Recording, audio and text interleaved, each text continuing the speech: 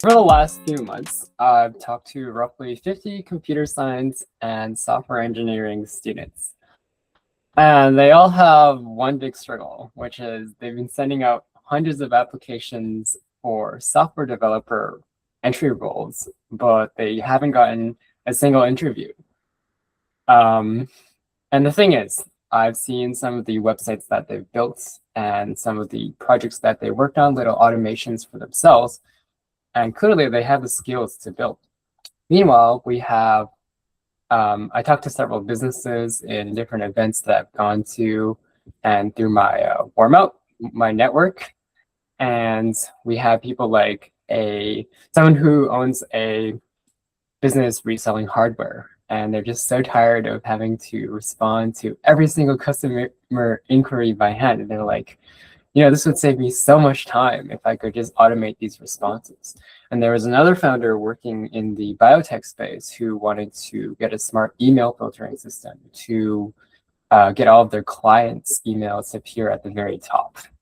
And these are just like a few examples out of many businesses I've talked to. And in fact, if we look at the statistics for Canada, we have 2/3 of small businesses who aren't using AI, despite the fact that on average, you get a 17% productivity increase for those who automate their processes.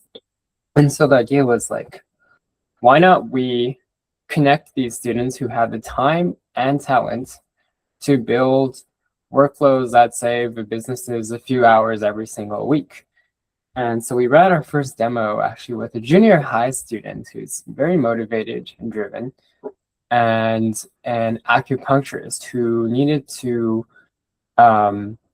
record their patients' sessions and put them into just like extracted notes, like what medications were they using, what were their pain points, like where do we need to do the acupuncture. Validates it to make sure that everything was submitted, and it takes a bit of time to process it, and then it outputs the record, and if I go back, the record's also in this records folder. And how this was done was,